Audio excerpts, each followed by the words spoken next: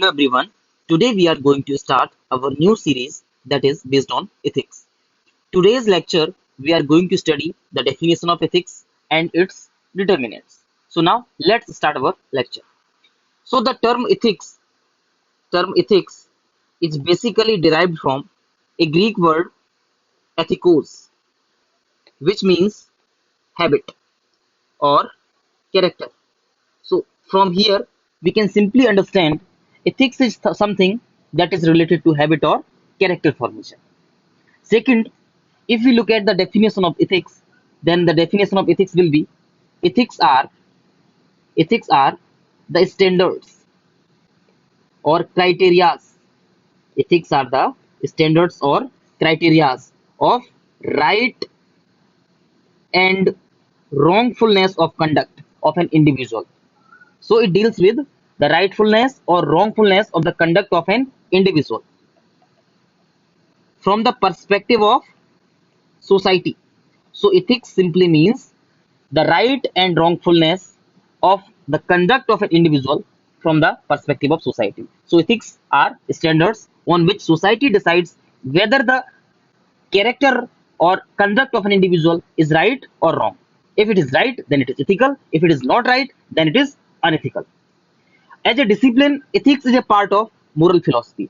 As a subject, we study ethics under moral philosophy.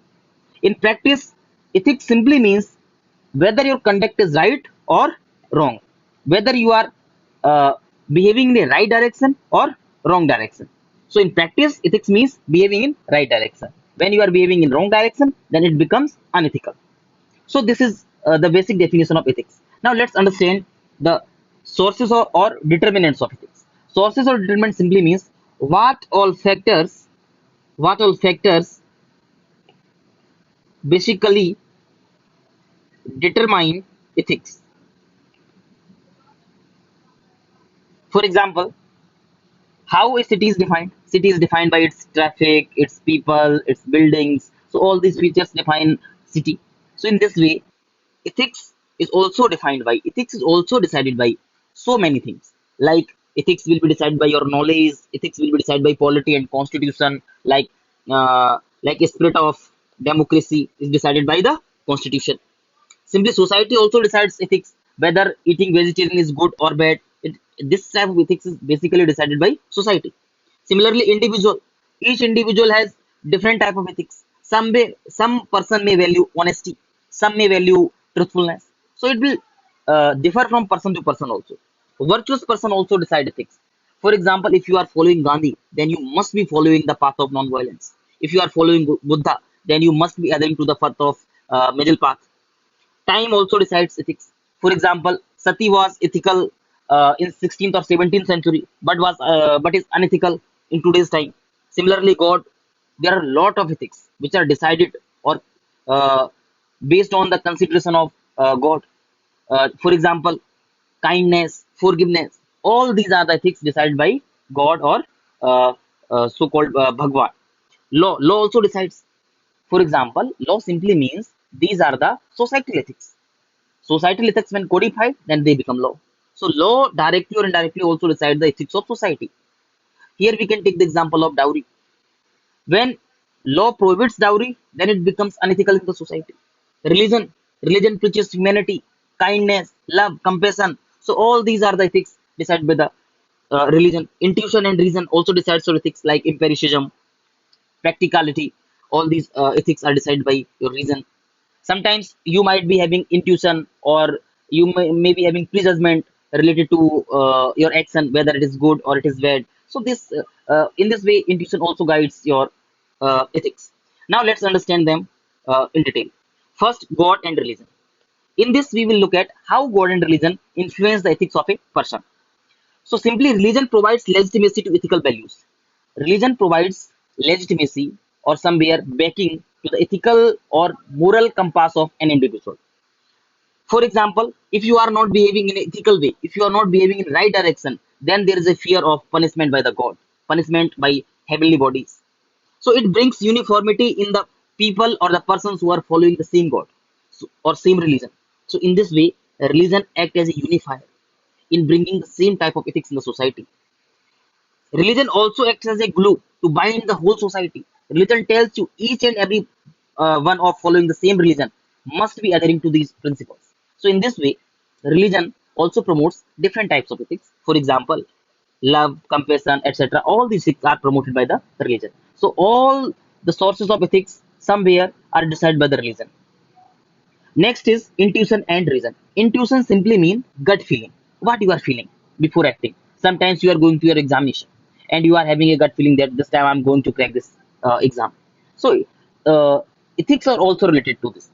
For example, when you are going to talk to a person and you are having a gut feeling that I should not behave in that manner, because if I will be behaving in a particular manner, that may hurt that person and it will be unethical in the society. So, intuition simply means ability to understand or know something without any direct evidence or reasoning process. When you understand anything without any reasoning, without any evidence, without any empiricity, then it becomes intuition. So, on many occasions, intuition will guide your ethics. Intuition will guide your morals. Intuition will tell you whether this thing is good or bad. Reason simply means when your statement is having a justification. For example, I can't give you the report for simple reason that it is not yet finished. So it's a reason based thing. It's a empirical thing. Here you are applying your reasoning. Here you are applying your critical thinking. When you apply your critical thinking, then you develop whether this act is good or bad. Then it is known as ethical guidance based on reason or ethical source of reasoning. Next is society. Society in direct or indirect way define ethics of an individual. For example, suppose Indian society some way or the other discourages non-vegetarianism or alcoholism. So to a great extent, if you will ask to any person who is living in India, they will tell you alcoholism is bad in society. It is not considered ethical because these are the ethics somewhere decided by the society. So the determinants of ethics in society, when society decides ethics, it is almost universal ethics or almost 90% ethics of ethics in any country. Almost 90% ethics in any country is decided by the society itself. So keep this thing in mind. Next is politics and constitution. Politics of a nation will decide ethics of that country. For example, if a country is communist, then the ethics of that country will be based on communism. If a country is a democratic nation, then people will be directly or indirectly having democratic attitude, democratic ethics. So simply whatever your constitution is saying, the same value will be promoted by the political establishment of that country. So directly or indirectly, ethics is promoted or determined by politics and constitution of that country. Politics simply means set of norms of right and wrongfulness of the conduct of a person in political arena. For example, constitutional morality. Constitutional morality simply means the morality which is promoted by the constitution. For example, in case of Sabrimala, what we have seen in Sabrimala case, women of menstruating age are not allowed in sanctum sanctorum. So this practice was overturned by the Supreme Court by quoting constitutional morality. Society is run by constitutional morality in India. It cannot be run by majoritarian views. So here simply means ethics of Indian society will be decided by the values, morals that are enshrined in our constitution. So in this way, constitution and politics of a nation guides ethics of that nation. Next is law. Law simply means codified societal ethics. For example, if society considers dowry is bad, then it will codify it. Then it will codify it and it will become a law. So in this way, codified social ethics or laws guide ethical formation in a society. And violation of laws is considered unethical. For example, following traffic rules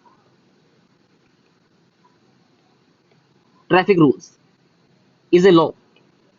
And if you are breaking traffic rules, it is you are acting against the social volition. You are acting against the societal ethics. So it will be considered unethical because what you are doing, you are somewhere breaking the societal ethics that are codified. So society by making laws promote ethics.